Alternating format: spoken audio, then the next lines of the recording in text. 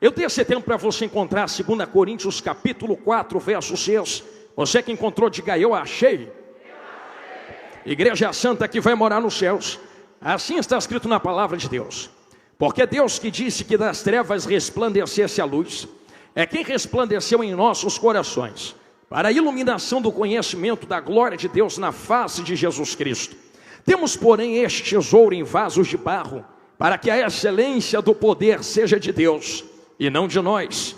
Em tudo somos atribulados, mas não angustiados, perplexos, mas não desanimados, perseguidos, mas não desamparados, abatidos, porém nunca destruídos, trazendo sempre por toda parte a mortificação do Senhor Jesus no corpo, para que a vida de Jesus se manifeste também no nosso corpo. Amém. Tome seu assento em nome de Jesus, que Deus lhe abençoe. Nós estamos diante de um direcionamento a uma igreja, e talvez este direcionamento a esta igreja venha perpetuar-se até os dias de hoje, porque assim como esta igreja precisava destas palavras, eu tenho certeza que a igreja santa que ainda persevera na face da terra, e quando eu digo santa igreja, não digo placas. Eu pregava um dia que Jesus vai tirar a igreja de dentro de placas. Existe uma igreja dentro de igrejas, e vai unir estas igrejas, reunir esse povo, formar um povo e levar para a glória. E para esse povo que persevera dentro das placas das igrejas, é que esta palavra perpetua-se desde quando foi dita e escrita em 2 Coríntios 4 até os dias de hoje. Eu falo isso aos irmãos porque a maior esperança desde esse tempo até o tempo em que vocês estão sentadinhos aí olhando aos meus olhos, da igreja, nunca foi algo horizontal, algo terreno. A esperança verdadeira da igreja sempre foi algo vertical, sempre foi algo do alto. O próprio Cristo, quando fez promessas, enquanto ele fazia essas promessas, ele nunca olhou para o povo e disse assim: fique tranquilos porque a porta vai abrir, fique tranquilos porque a chave vai descer, fique tranquilos porque eu vou fazer tudo dar certo na sua vida. Não. Quando você vê Jesus pregando o sermão do monte, Jesus sempre foi muito claro que há um cumprimento de princípios. A terra pertence a quem é de paz. Bem-aventurados os que são de paz. Bem-aventurados os filhos de Deus. Então há um cumprimento de princípio para receber-se algo. E tudo concernente à igreja através de bênçãos é cumprimento de princípio. Ou seja, vocês nunca vão receber nada de mão beijada. Cumpre o princípio e Deus abençoa depois. É por isso que a gente vê pessoas lá fora que às vezes não são cristãs, mas estão cumprindo princípios bíblicos. Eu vou repetir isso aqui porque parece ser heresia, mas não é. É por isso que você vê pessoas que não servem a Deus, mas cumprem o princípio, por exemplo, da semeadura, da oferta, e por cumprir isso são prósperas, são abastadas, enquanto tem crente dentro da presença, que é cheio do óleo, do fogo, mas está falhando no princípio da prosperidade. Então perceba que cumprimentos de princípios trazem a bênção de Deus. Só que quando passamos e ultrapassamos os princípios e vamos para as promessas que Jesus fez, nós encontramos duas promessas que saltam de dentro da Bíblia. A primeira promessa que Jesus fez naquele tempo foi: ficai em Jerusalém, até que do alto sejais revestidos de poder. A segunda promessa feita a eles, e foi reverberada e solidificada por um anjo, enquanto Jesus subia, era assunto aos céus. Depois de Jesus já ter pregado e dito esta promessa, aquele anjo olha para os discípulos e diz: por que vocês ainda estão parados aqui? Vai fazer o que ele mandou fazer, porque esse mesmo que foi, do jeito que foi, um dia vai voltar. Então as promessas de Cristo se resumem a isto. A primeira está cumprida, que foi a descida do Espírito Santo em Atos 2. A segunda vai se cumprir, que é o toque da última trombeta e o arrebatamento da igreja. Mas enquanto esta promessa não se cumpre, nós devemos mergulhar dentro de 2 Reis capítulo 4, verso 6, verso 7, verso 8 e verso 9. Vão identificar o que vocês passam nesta terra antes do toque da última trombeta. Permita-me, antes de mergulhar com vocês com muita calma no 6, parte logo de cabeça para o 8 e 9, porque existem 4 pontos que o escritor cita dentro desse texto. No primeiro, somos atribulados. No segundo, ficamos perplexos. No terceiro, somos perseguidos e no quarto, somos abatidos. Então perceba que o escritor faz questão de citar 4 pontos que todo cristão que está me olhando de olho arregalado aqui dentro vai passar. Se não passou, vai passar. E se já passou, tem experiência para contar. Todos nós somos atribulados. Quem é que não é atribulado? Quem é que não tem luta? Quem é que não tem as coisas da vida pesando sobre as suas costas? Meu Deus, às vezes até parece difícil de nós caminharmos. Parece que as nossas pernas cansam com o peso da tribulação nas nossas costas. E não só isso, diante da tribulação, ficamos perplexos. Porque com carinho, igreja, apesar de nós esperarmos as tribulações, sempre nos tornamos surpresos diante do nível das tribulações, tornando-nos quase perplexos. O perplexo aqui no original do texto é alguém que fica boquiaberto, olhando para a situação, sem força para reagir. Parece que o braço não reage, a mão não toca, o pé não vai. Eu sei que tu já ficou assim, porque eu já fiquei também, diante de tribulações tão grandes, que nós só sentamos na cadeira à beira de uma mesa e dizemos: Jesus, e agora? Eu estou perplexo, eu não tenho força para ultrapassar isto, e por causa disto, nós também somos perseguidos. E por que somos perseguidos, pastor? Porque mesmo diante da perplexidade, olha o que Paulo vai colocar: atribulados, mas não angustiados, porque a angústia não consegue criar raiz no coração de alguém que deposita a fé e a esperança na promessa do toque da última trombeta. Eu vou colocar no português claro, como cariocas falam lá no Rio de Janeiro. É gente que entra dentro da igreja, a casa está caindo na cabeça dela, está tudo dando errado lá fora, mas a pessoa entra aqui dentro e diz: mas eu vou dar glória do mesmo jeito. Alguém que não entende aponta o dedo e diz: como é que a casa está caindo e está dando glória? Sabe qual é a resposta da pessoa? Está caindo na terra, mas eu não estou esperando uma resposta horizontal, eu estou esperando o toque da última trombeta. Então cai a casa na terra, mas eu tenho uma casa preparada lá na glória. Aleluia! E por causa disto, mesmo perplexos, não desanimamos. O escritor foi muito próprio quando ele diz que não desanimamos. Acabei de colocar um exemplo diante de vós, que mesmo diante de tantas lutas, meu Deus do céu, irmãos, se eu fosse passar o microfone, o direito de fala, a algum dos irmãos aqui, talvez iriam pessoas contar testemunhos tão terríveis, que vocês iriam olhar e iriam perguntar: como é que ainda está de pé cantando glória para ele? Porque não desanima mesmo diante da perplexidade. É como se você é sentado diante da tribulação e da luta. Lembra que Jesus é o seu Senhor e diz: está impossível, mas o meu Deus ainda é o Deus dos impossíveis. Você se levanta e continua caminhando diante do teu ânimo, mesmo perante as adversidades. É que nós entramos no terceiro ponto: perseguidos. Por que há perseguições? Eu lembro de um dia, e eu pregava isto lá na igreja do Rio de Janeiro: nunca se joga pedra em árvore que não dá frutos, minha irmã. Eu lembro que eu morava com o meu pai dentro de uma comunidade no Rio de Janeiro, e tinha na frente da casa do meu pai um quintal, e esse quintal tinha um pé de abacate. E eu lembro que eu e minha irmã, voltando da escola, era tempo de abacate, nós pegávamos pedra, pastores, e começava a jogar naquela árvore. Só que teve um dia que a minha irmãzinha pequenininha falou: meu irmão, vamos jogar pedra na árvore hoje, para ver se a gente arranca algum abacate para comer com açúcar? Eu disse: não, hoje não jogamos pedra. E ela disse: por que hoje não vamos jogar pedra? Porque hoje não tem fruto, minha irmã. Porque nós não vamos jogar pedra em árvore que não dá frutos. Nós só vamos jogar pedras em árvores que dão frutos. É por isso que eu estou falando com tanta incisão a vocês, que se tem gente aqui que está sendo perseguida, como o escritor muito bem colocou, entenda que tu também não está desamparado pela continuação da palavra. Eu, se fosse você diante da perseguição, não ficava triste não, fazia o contrário, era me alegrar, dançava, cultuava e dava glória para o nome dele. Irmãos, é uma lógica irrefutável. Se estão jogando pedra, só se joga pedra em frutos. Então se estão se levantando contra você, é porque tu ainda está fazendo alguma coisa no reino de Deus. Você precisa de uma palavra para engrossar o caldo que eu estou falando, então lá vai. Lembra de Paulo chegando em uma ilha, uma fogueira está acesa, existem pessoas sentadas à beira da fogueira. Só Paulo se levanta para catar graveto, porque somente Paulo identifica: se o fogo apaga, não morre só eu, morre todo mundo. Então tem gente que não faz nada, não cata graveto, mas está dependendo de quem cata graveto. Então quem cata graveto não para de catar graveto, porque se ela para, morre quem está em casa, morre quem está na rua, morre quem está no trabalho. Tem gente que não faz, mas defende de quem está fazendo. Só que eu tenho uma notícia para quem levantou a mão lá na igreja, Paz da Glória.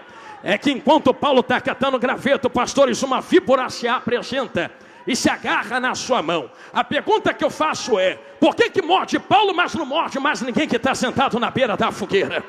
Entenderam na direita? Vou falar olhando lá para trás agora. Tu entendeu que víbora só se levanta contra quem está fazendo alguma coisa? Então se o inferno está se levantando, pelo amor de Deus, abre a boca e glorifica o teu Deus. Isso é motivo para nós nos alegrarmos, porque é ciência de que ainda estamos fazendo alguma coisa no reino de Deus. Diabo nunca vai se levantar contra quem não faz nada no reino de Deus. É por isto que existem perseguições contra vocês. E se existem perseguições, nós ficamos abatidos. Ah, crente dos céus, que atire a primeira pedra aqui nesse que vos fala. Quem é que nunca ficou abatido, triste? Quem é que nunca ficou com a angústia ou a tristeza entranhada na alma? Me conta aqui quem é que sempre foi um super-homem. Me joga a pedra aqui quem sempre foi uma mulher maravilha. Quem nunca olhou para Deus e disse: Deus, eu não tenho mais forças. Me jogue pedra quem nunca derramou uma lágrima dizendo: eu não vou conseguir. Só que Paulo é incisivo: não é pecado você se entristecer, não é pecado você sentir fraqueza. O pecado está em você largar Jesus na hora da fraqueza, porque a palavra para quem está fraco, doloroso, com tristeza, é que tu está isto tudo, mas ainda não está destruído, ainda está aqui dentro dando glória. Que é a palavra para engrossar o caldo que eu estou falando. Lembra que estamos no começo do filme, então lá vai. Lembra de Ezequiel, capítulo de número 37. Profeta está no vale. E detalhe, irmãos, vou falar com calma para ninguém pensar que eu gritei. A mão do Senhor veio sobre mim. Não é do diabo, é do Senhor. Me levou, porque nem sempre é o diabo quem se levanta. Às vezes é Deus quem leva. E eu dizia e explicava isso na doutrina na igreja um dia, que até quando o diabo se levanta ainda é permissão de Deus. Leia-se Jó, livro de Jó, que para o diabo tocar tem que pedir permissão àquele que está sentado no trono. Toca na família. E no dinheiro? Não, dinheiro ainda não. Agora toca no dinheiro. E na saúde? Saúde ainda não. Agora toca na saúde. É o próprio diabo que chega para Deus e diz assim: tu o cercaste. Eu vou usar a minha vida como exemplo de novo. Eu lembro quando eu fui casar com aquela vaza linda ali, eu falei assim: quem casa quer casa. Fui eu comprar um terreno. O terreno estava vazio, não tinha casa nenhuma. Quem passava por aquele terreno dizia assim: seria valorizado se tivesse uma casa. Não tem casa, então o valor é menor. Só que eu olhei para o pedreiro, os músicos, e disse assim: não interessa se tem casa ou se não tem, é meu. Então cerca, bota muro, bota cerca. Se tem cerca é porque tem dono, mesmo que não tenha valor. Aí vem o diabo diante de Deus: Deus, já isto tudo, tu o cercaste. Em outras palavras, eu posso tocar o quanto for, mas ela tem dono. Tu cerca, tu manda, tu cuida, tu autoriza, tu determina. Então não importa quanto eu tente matá-lo, você é o dono dele. E se somos pessoas que estão no controle das mãos de Deus, precisamos compreender que nem sempre estaremos em ambientes propícios à nossa adoração.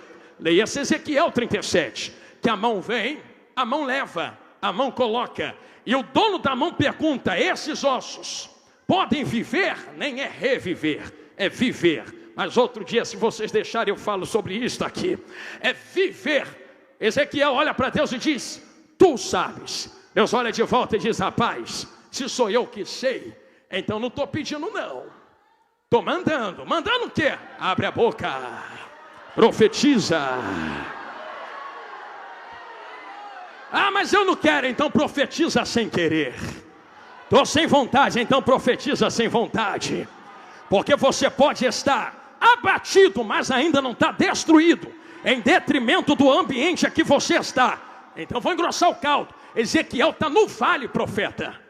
E no verso 2 está escrito: e me fez andar. Quem é que faz andar? A mão que leva.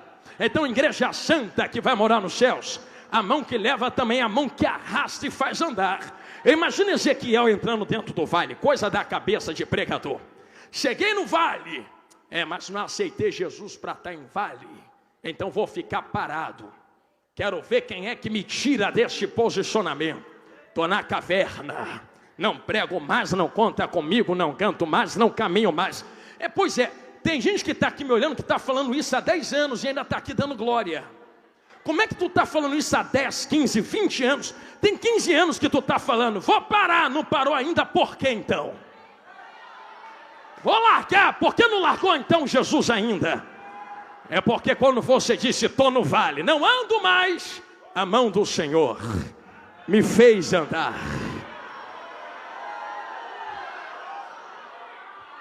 É a mão dele que te faz andar, porque tu pode estar no vale, mas não está destruída, em detrimento dos ambientes a qual somos colocados. Eu estou vindo por aqui de propósito, em detrimento dos ambientes a qual nós passamos. Ambientes não definem o que nós somos. Jesus, vamos começar lá, vai, passa a marcha para a segunda agora. Me dá um exemplo dentro da Bíblia para isso, que eu vim correndo lá do Rio de Janeiro para cá. Eu sei de um exemplo próprio dentro da Bíblia. Adão estava no jardim do Éden, caiu. Jesus, que é o segundo Adão, está no deserto, ficou de pé. Primeiro Adão tem viração do dia, a presença de Deus, caiu. Jesus dentro do deserto tem diabo tentando ele, ficou de pé. Adão tem todos os alimentos disponíveis, caiu. Jesus está passando fome, ficou de pé. Não é o ambiente que define se eu fico de pé ou não. Quem quer estar de pé, ficar de pé, está no meio da luta, da tempestade, do deserto, da pedrada, da perseguição. Está falando isso porque não é tu que está na minha vida. Eu não estou na tua, tu não está na vida de quem está do seu lado. Tem gente aqui que está na luta, mas ainda está aqui dentro dando glória. Então não coloca a culpa no teu vento, nem na tua luta. Não. Com Jesus isso aqui não cola. Ou precisa abrir um parênteses para engrossar o caldo que eu estou falando. Entro no verso 6 e a gente mergulha. Te dou outros exemplos de que Jesus não vai aceitar como desculpa o tamanho da tua luta para você querer chutar o pau da barraca e desistir da caminhada e da chamada que ele lhe deu. Que é o primeiro? Então segura aí. 2 casas, disse Jesus, uma na areia, outra na rocha. As duas sofrem as mesmas coisas: chuva, lutas que vêm de cima, ventos, lutas horizontais, porque tem luta que não é nem Deus nem diabo, é coisa da vida, acontece. E rios que nascem de baixo, lençóis freáticos, tem coisa que é diabo que se levanta. Só que não interessa se a luta vem de lá, se a luta é assim, ou se a luta vem de baixo. Tem uma casa que está caindo, e a casa que está caindo, se tivesse boca, poderia falar: estou caindo porque está vindo luta de lá. Mas quando ela olha para o lado, quem é que está de pé do lado dela? Outra casa no mesmo vento, outra casa no mesmo rio, outra casa na mesma chuva. Então peraí, o que derruba a casa não é chuva, porque tem casa caindo na chuva, mas também tem casa de pé na mesma chuva. O que derruba é vento. Não, porque tem casas que estão de pé em ventos piores do que o teu. O que derruba ela é lençóis freáticos, é rios, negativo. Não coloca a culpa na porta que tranca, na comida que falta, no dinheiro que se vai. Tem gente pior que ainda está de pé. O que é que define que fica de pé? Então, já sei, pregador, é a aparência, né? Porque a outra casa é muito grande, a outra casa é bem pintada, tem muita janela. Não, às vezes tem casa muito grande, muito bonita, que está ruindo, e tem casa pequenininha que nem aparência tem, mas está de pé no meio da luta. Assim, estou sentindo Jesus falar na minha boca. O que é que define quem fica de pé então? Areia e rocha. Tem algo escondido que ninguém vê. Eu sei que tu está olhando para esse templo bonito de pé aqui. Vou falar com muita calma e mergulho nos seus. Só está de pé porque antes de botar de pé para cima tiveram que cavar para baixo. Tem algo que sustenta onde ninguém enxerga. Tem algo que mantém de pé onde ninguém vê. Até porque culto não começa aqui aonde todo mundo vê. Vou abrir um parênteses dentro do parênteses. Lembra de Abraão?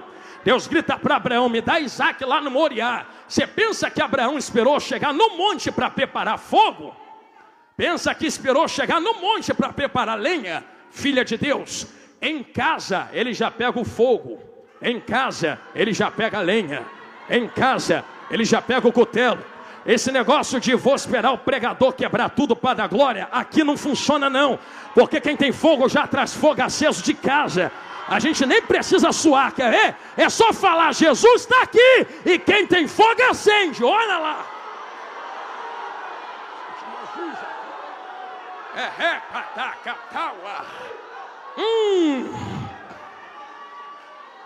Quem tem já vem de casa, quem tem traz do oculto. Pensa que o ministério de pregação da palavra começa quando eu subo aqui no altar e meto a mão no microfone? Pergunta a minha esposa, o marido, que eu sou dentro de casa. Pergunta a minha esposa como eu trato ela, amo ela, cuido dela, ela de mim. Não começa quando eu abro a boca para pregar, começa no tratamento com quem está dentro de casa. Começa no joelho que se dobra para orar. Começa na leitura bíblica, não é só para pregar, mas para se alimentar e manter a alma de pé. Não é só abrir a boca em público, é dobrar o joelho e se humilhar no secreto. Se isto aqui que eu vos falo é verdade, o que mantém uma casa de pé no meio de lutas e provações, pedradas e perseguições, não são anunciações públicas, mas quebrantamentos secretos. E para servir de base é quem quiser dar glória. Não fui eu quem falou, vai reclamar com quem falou.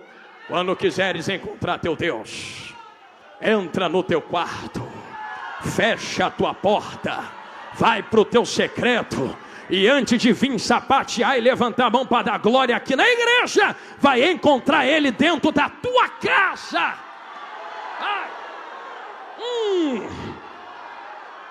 Oh, sentindo Jesus aqui. Maíquiteia.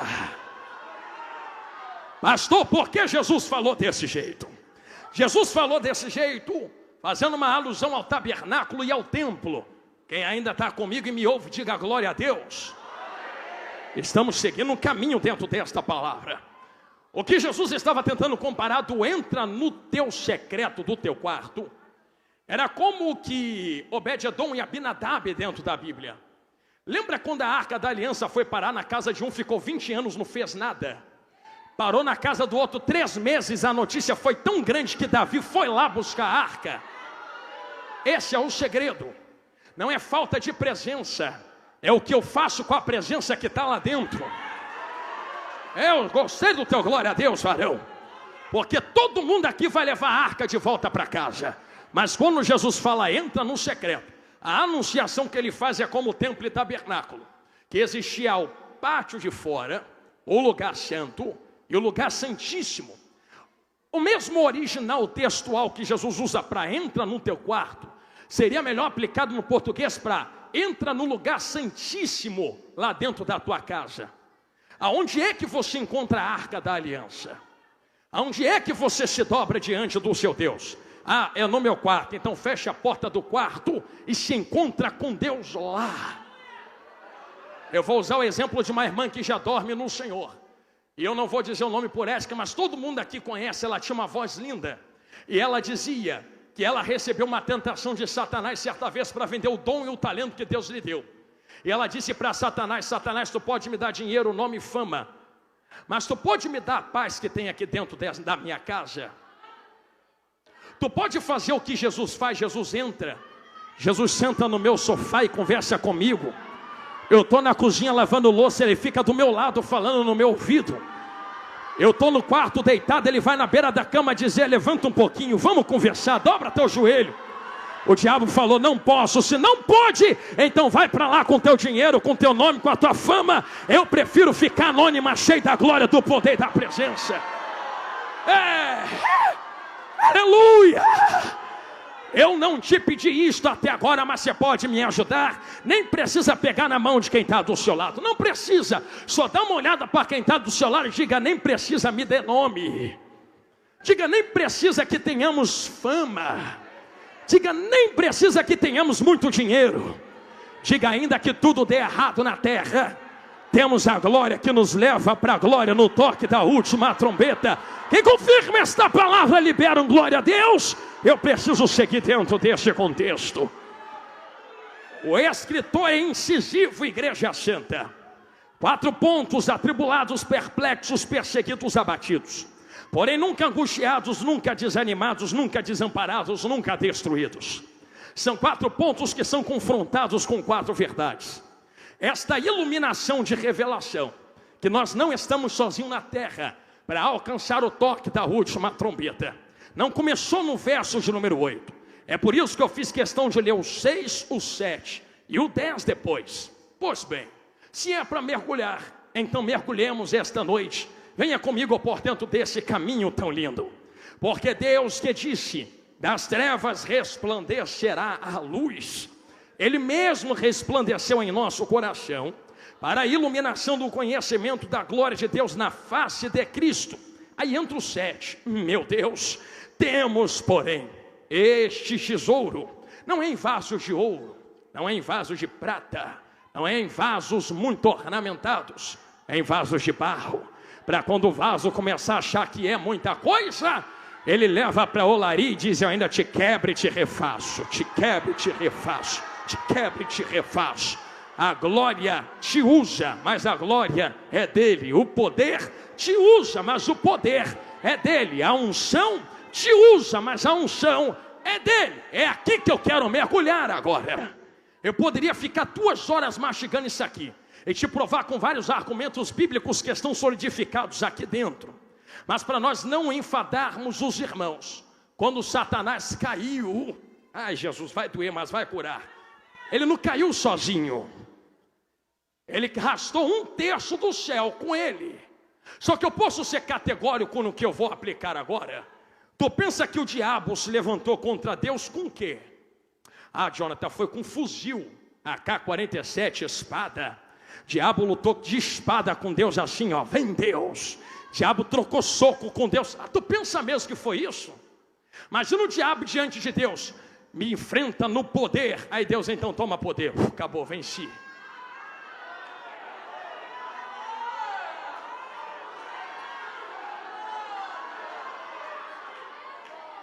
Não é contra poder que o diabo está lutando com Deus. O diabo só está tentando provar que Deus não tem caráter para carregar o poder que carrega, porque ninguém sabe de onde ele vem. E como é que prova isto? Lembra que eu apliquei a vocês: nos teus negócios te corrompeste, era querubim ungido. Aqui está a marca de um falso profeta, um falso mestre. Negocie aquilo que Deus colocou em sua vida.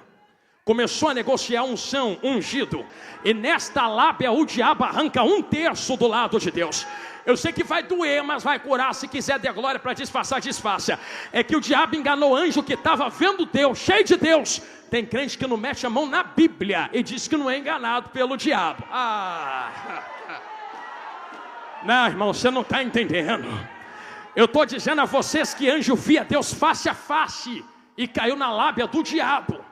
Tu não pega a tua Bíblia para ler. Estou de pé porque eu estou cheio de poder. Não sei que poder é esse que te enche, que não vem da palavra.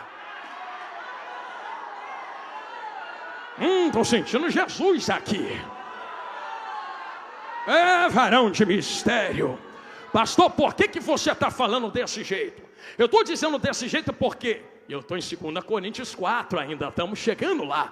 Porque não adiantaria o diabo chegar diante dos anjos e dizer assim: larga Deus e vem comigo, porque eu quero ser o que Ele é agora. Subirei e serei semelhante. Sabe o que os anjos iam dizer? Eu vou contigo nada, rapaz, isso aí é uma mentira. Então não adianta entregar uma mentira escancarada, porque quem já está cheio da verdade rejeita. Então ele pega a mentira e começa a camuflar com verdades. Ele sempre lança um anzol com uma palavra, depois puxa. É por isto que Deus dá uma liberdade a Adão. Adão escolhe junto com Eva. E que fique muito claro para selar esta palavra, para que ninguém pense que é heresia da minha boca. A palavra foi entregue para Adão. Por isso Deus cobra Adão antes de cobrar Eva. Mas isso aqui já é outra caminhada de história.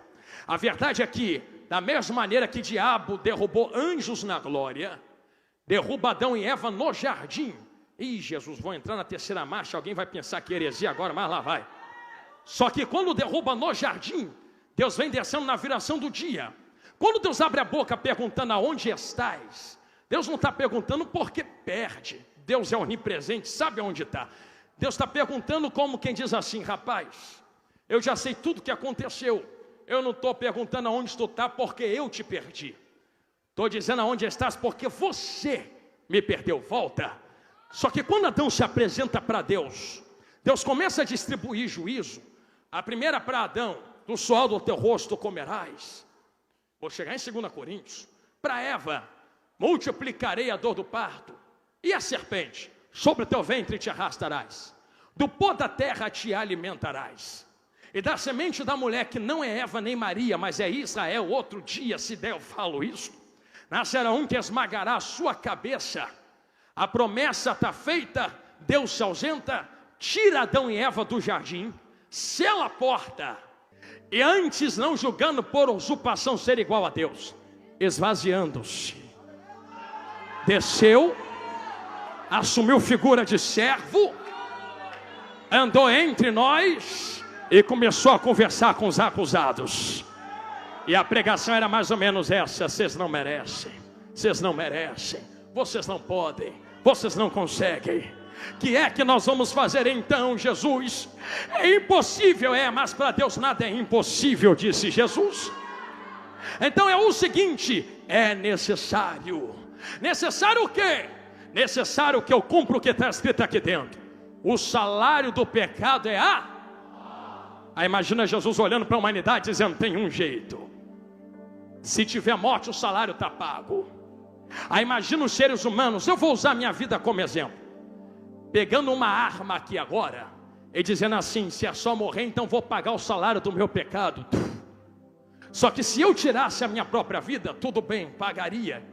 Mas como Deus não é Deus de mortos, mas de vivos, Ele ia se apresentar aqui dentro, olhar meu corpo estirado no chão e falar: Jonathan, levanta que eu quero conversar contigo. Só que eu não tenho mais vida, então eu não poderia pagar o salário do meu pecado. Diabo também não iria pagar, ele quer te destruir.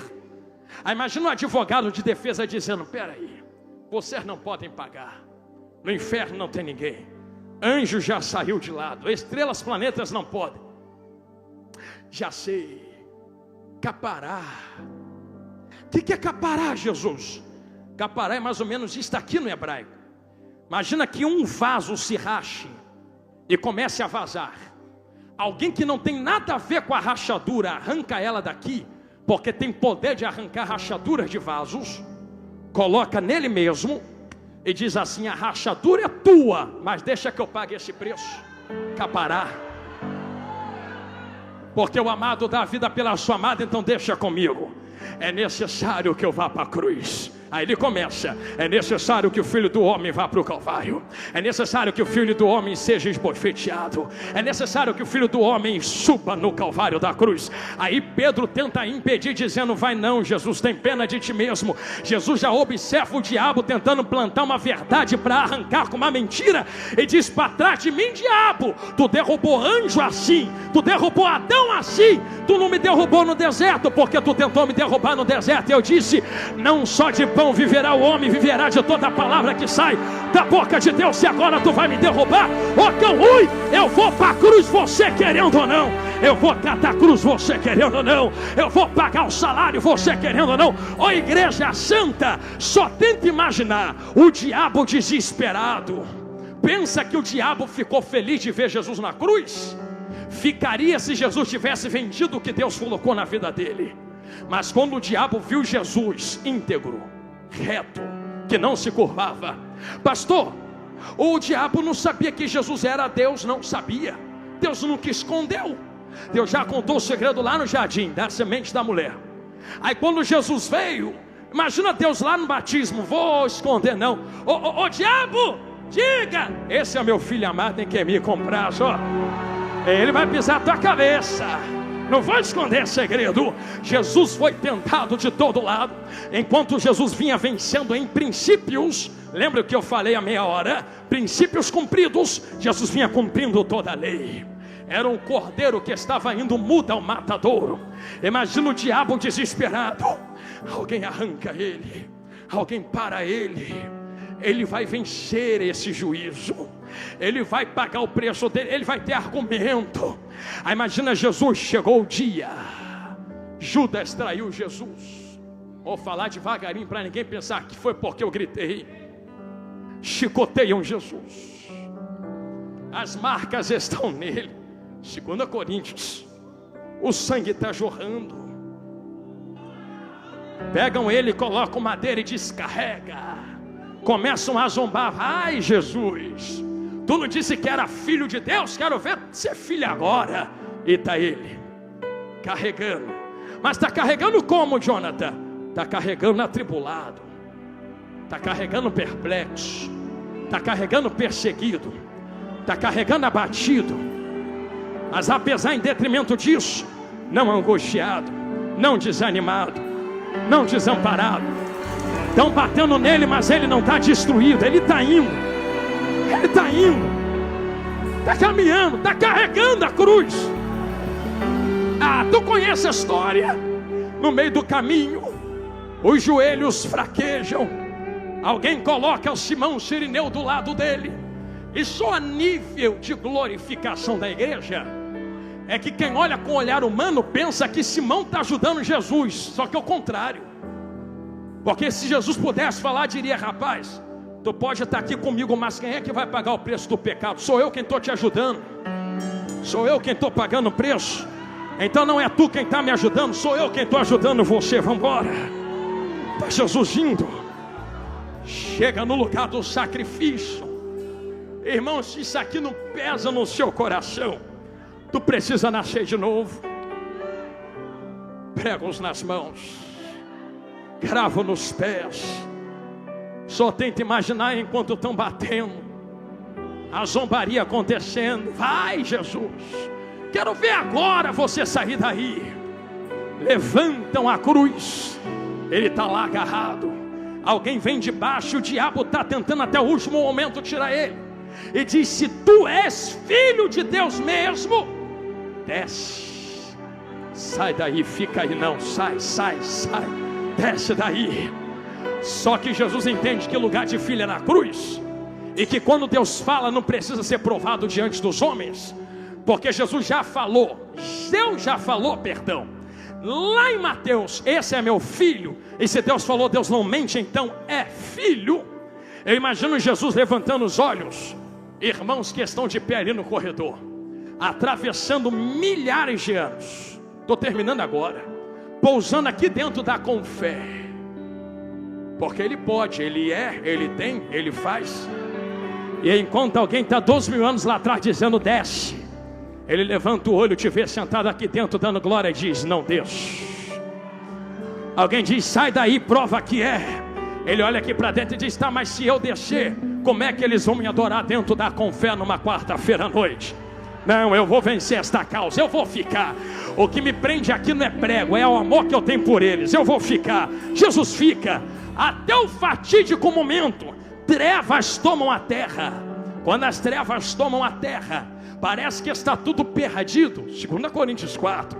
Enquanto parece que está tudo perdido, eis aí a iluminação, que muitos não podem receber.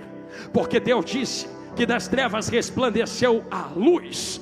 E como em Mateus está escrito, o povo que estava sentado em trevas viu surgir e subir uma grande luz. A terra é tomada por trevas, mas a luz do mundo estava sendo crucificado.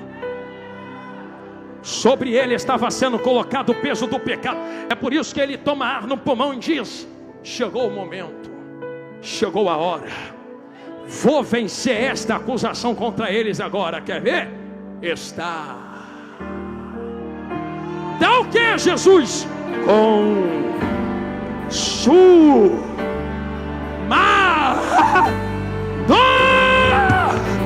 Só tenta imaginar uma explosão no mundo espiritual.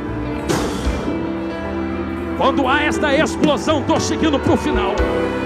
Parece que as correntes do pecado se estilhaçam. A cédula que era contra eles está rasgada. O preço está pago. Não deve mais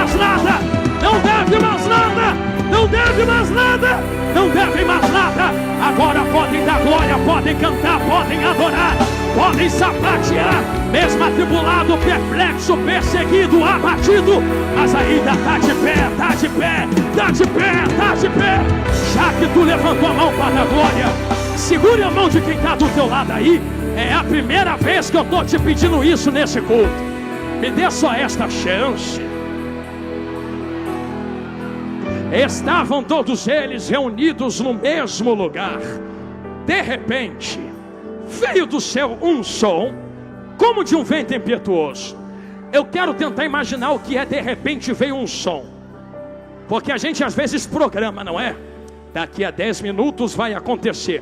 Só que lá não teve programação, foi de repente. Sabe o que é de repente? É tá tudo no silêncio assim, ó. Desse jeito, ó. De repente.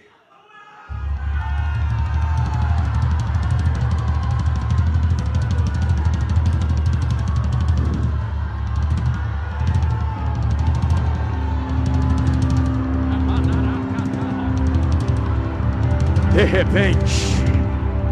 Veio o que, pregador? Um som de vento impetuoso. Só tenta imaginar.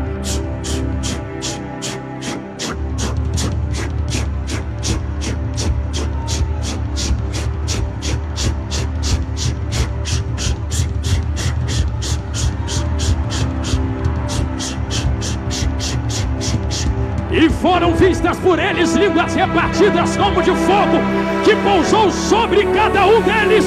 E todos que estão no altar, todos que estão na nave, todos que estão na rua, todos que estão na cantina, todos do estacionamento, foram cheios do Espírito Santo de Deus, e falavam em outras línguas conforme o Espírito lhes concedia que falassem. É por isso que eu pedi para tu pegar na mão de quem está do teu lado. É porque tem um mistério no pegar de mãos. Eu dizia um dia: se tu não gosta de pegar na mão de quem está do seu lado, então reclama com Paulo quando chegar lá no céu.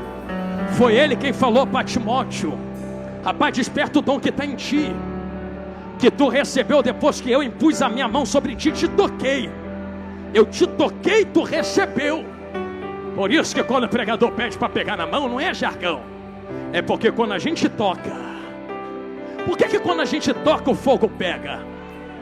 É porque o Espírito não vai descer aqui dentro. Não. Ah, tu já entendeu, né? Eu sempre falo isso, eu amo dizer isso.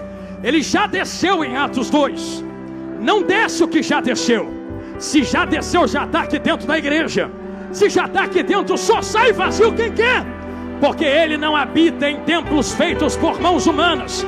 Ele não está na parede, não está no microfone, ele não está no tapete, ele não está na minha roupa. Mas assim como diz na Bíblia, este tesouro está dentro de vaso de barro. Está aqui dentro, está ali dentro, está lá dentro, está ali dentro. Quando tu pega na mão de quem está do teu lado, o poder e a unção transborda, transborda, transborda, transborda, transborda, transborda, transborda. Meu Deus, olha lá o que Deus vai fazer. É Maí, é hoje, Jesus. Eu vou fazer algo de louco aqui. Eu vou fazer igual meu irmão que louvou mais cedo. Para ninguém achar, ou sair daqui do dia de hoje pensando que Deus está fazendo esse mover espiritual enquanto estamos de mãos dadas. Porque eu estou gritando: não, o pregador gritou muito, aí o fogo pegou. O pregador pregou, aí o fogo pegou. Não quero que a glória seja minha, não, tem que ser dele. Não foi o instrumento que subiu e aí o povo foi com o instrumento. Deus está usando muito eles, mas para que a glória não seja minha, para que a glória não seja dos meus irmãos instrumentistas, mas para que o selo do Espírito Santo até o arrebatamento aqui dentro seja motivo de glorificação a Ele, eu vou pedir para os meus amigos segurarem tudo. Se é de nós, acaba agora. Se é o Espírito Santo quem está transbordando e enchendo o crente, olha o sinal de glória que Ele dá aqui dentro, dá com fé. Agora, ó.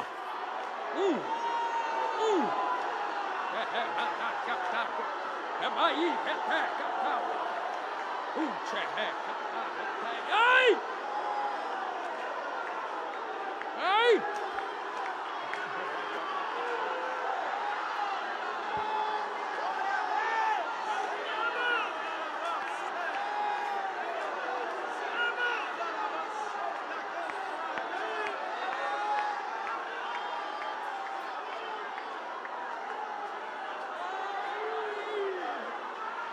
Ei, que terra mai refaia. Quem tem língua, cante em língua comigo agora. É mai, é bacatai, reteia. Utique, é badaracatauba. É acia. Oh, remai, que terra. Tem um renovo de Deus pousado nesta santa casa. Quem quer ser renovado, a hora é agora. Eu nunca vi vaso ser cheio do lado de dentro sem abrir a boca do vaso. É como Deus disse para o salmista: abre a boca e eu a encherei. Só recebe dentro quem abre a boca para receber. Como é que tu engole algo para dentro se a boca não abre? Eu convido esta igreja, treme esse lugar de adoração, e Deus fará um sinal de terremoto de glória entre nós agora. Olha o terremoto de glória começando. Ó, ó, ó, ó, ó. Quem não falava, comece a falar agora. Quem não era batizado, seja batizado agora. Os 4 cantos desse estabelecimento estão tomados com brasas vivas do altar de Deus. Quem quer, quem quer recebe poder e autoridade.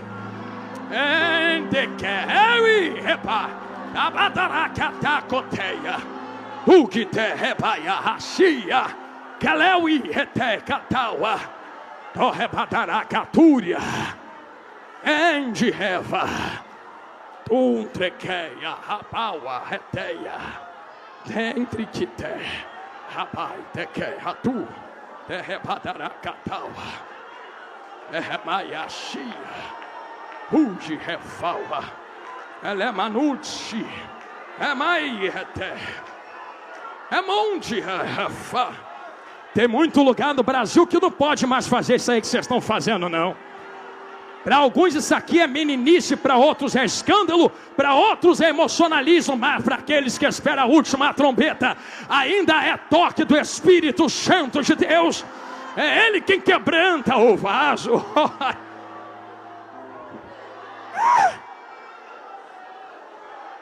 Eu vou terminar, fiquem tranquilos. Eis aí a igreja, restaurada nos 4 pontos que nos sustenta até o arrebatamento. Perplexos, abatidos, mas mesmo com tudo isso, agora temos poder, glória, unção e autoridade. As 4 coisas restauradas através da cruz do Calvário. Termino dizendo isto aqui a vós outros. Eu não sei o dia nem a hora.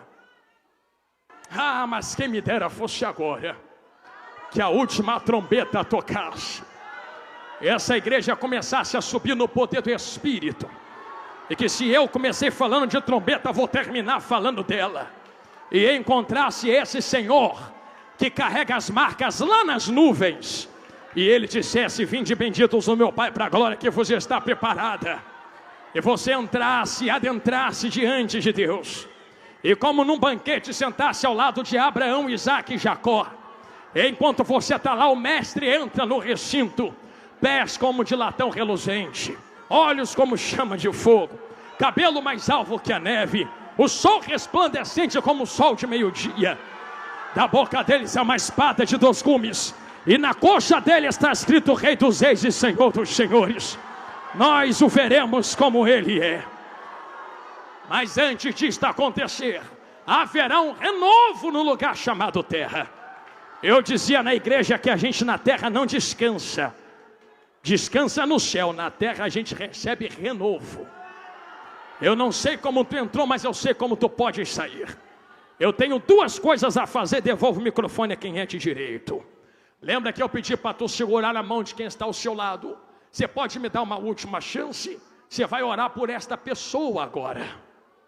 Esta pessoa orará por você e você orará por ela. Porque enquanto oramos, haverá um renovo de forças entre nós. Só Deus sabe como cada um entrou aqui dentro hoje. Mas eu sei como tu podes sair daqui agora. Oh filho, eu sei que a guerra está travada. Eu sei que o diabo se levanta para tentar te fazer esquecer quem tu és. Mas o Senhor já restaurou tanta coisa na cruz para você desanimar agora. Receba ânimo em nome de Jesus. Receba a restauração de força em nome de Jesus. Aos ministros e aos obreiros, recebam mais força da parte do seu Senhor, para continuar ministrando, pregando, expulsando o demônio, levantando quem está caído. Recebam unção e ousadia duplicada em nome de Jesus, para nós saquearmos o inferno como nunca antes. E a igreja que está na nave da igreja, receba da mesma porção que flui do altar agora. Sejam renovados pelo poder e força do Espírito Santo de Deus. Eu lhe convido, feche seus olhos agora em nome de Jesus e não abra. Feche agora e não abra. Tem uma graça repousada aqui dentro. Quem quer ser renovado, a hora é agora. Eu vou fazer uma oração muito simples, muito simples. Quem quer ser batizado, vai ser batizado agora, pastor. Ei, quem quer ser renovado, a hora é agora. Senhor, meu Deus e meu Pai, eu não conheço como entraram, mas eu sei como podem sair.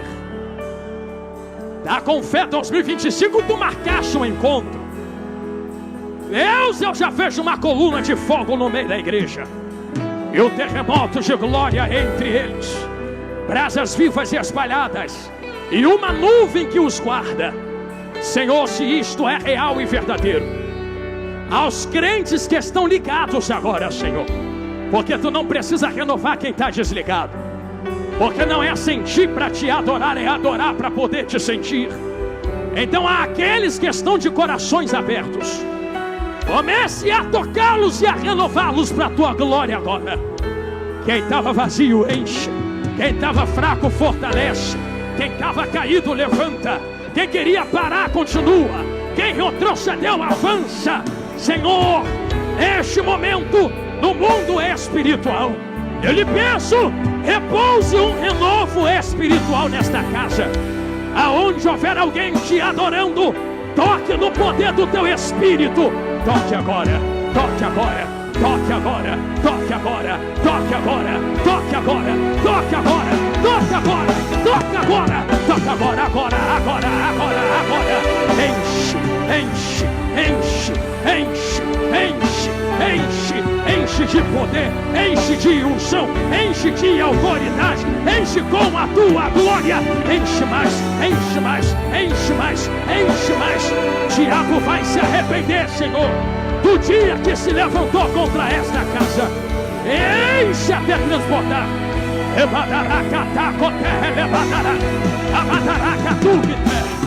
Emaí, reteia, Amaí, renaia, Ebal, leteia, atacote, entruguiteia.